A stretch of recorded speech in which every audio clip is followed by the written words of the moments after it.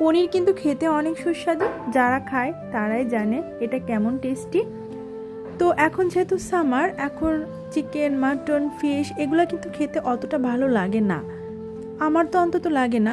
এই মৌসুমে ডাঁটার তরকারি, পটলের, ঝিঙের, সয়াবিন, পনির এই টাইপের জিনিসপত্রগুলা রান্না করে খেলে খুব ভালো লাগে।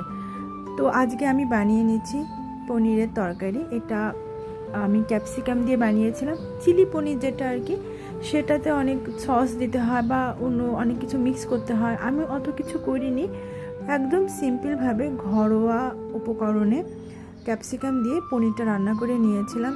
এই পনিরের এই তরকারিটা রুটির সাথে, পরোটার সাথে কিন্তু খুবই ভালো লাগে, ভাতের সাথেও লাগে, কিন্তু আমার কাছে মনে হয় রুটি পরোটার সাথে এই তরকারিটা সব থেকে বেশি বেস্ট হয়।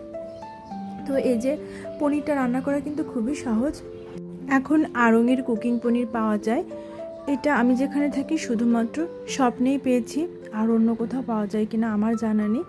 তো ওই আড়ংয়ের পনিরটা কিনে এনে জাস্ট টুকরো করে কেটে নিয়ে মশলার সাথে কষিয়ে রান্না করে ফেলতে পারেন, একদম ইজি।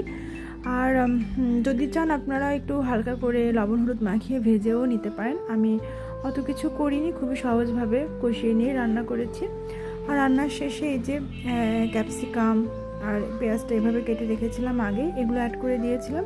একটুখানি কর্নফ্লাওয়ার অ্যাড করেছিলাম, তাতে করে গ্রেভিটা সুন্দর হয়, গাঢ় হয়। আর নামানোর আগে অবশ্যই ঘি আর গরম মশলা অ্যাড করে দেবেন, এতে স্বাদের পরিমাণটা আরেকটু বাড়ে। চাইলে একটু চিনিও অ্যাড করে দিতে পারেন।